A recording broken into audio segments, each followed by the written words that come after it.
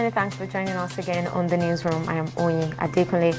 Nigeria's former First Lady Victoria Agoye-Ironsi has died at the age of 97. Family sources said she died peacefully on Monday morning.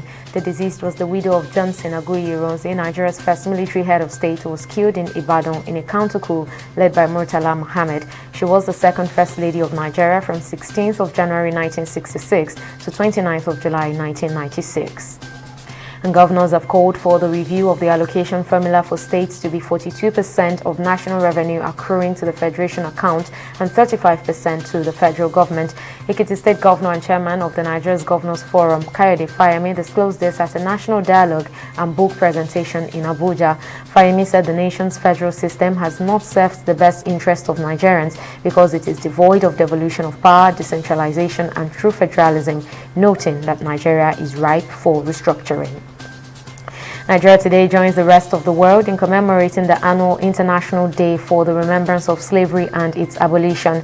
The event, currently taking place at the National Press Center, Radio House in Abuja, is hosted by the Federal Ministry of Information and Culture in collaboration with the parastatals, UNESCO, and other stakeholders. The International Day for the Remembrance of the Slave Trade and its Abolition is an annual commemoration of the transatlantic slave trade observed on August 23rd as declared by UNESCO. And the rate of COVID-19 infections in Israel has risen to 5.4%, according to the country's health expert, as it struggles with COVID surge despite mass vaccination.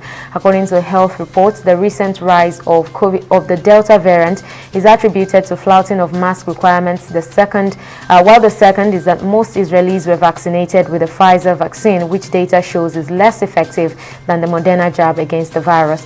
More than 1.3 million Israelis out of the population of 9.3 million have received 3 doses of Pfizer, and Prime Minister Naftali Bennett has said he will take every action possible to lower the rate and avoid going to a fourth lockdown. The federal government says it has concluded plans to roll out additional 4 million meters to drastically reduce the estimated billing of electricity consumers by the electricity distribution companies DISCO. It also revealed that the 4 million meters will be made available to Nigerians under the second phase of its metering program, tagged National Mass Metering Program. The ramping up of the program is expected to serve as a relief to electricity consumers who have been under pressure for years due to estimated billing by electricity distribution companies. And the joint force of Mozambican and Rwandan troops have rescued more than 100 people who had been taken hostage by militants in northern Mozambique.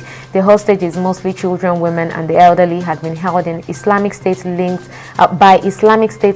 militants, locally known as Al-Shabaab, in Mosimbao da Praia district. The town from where the first Islamic attacks were staged in October 2017 has since last year become the de facto headquarters of the IS-linked extremists.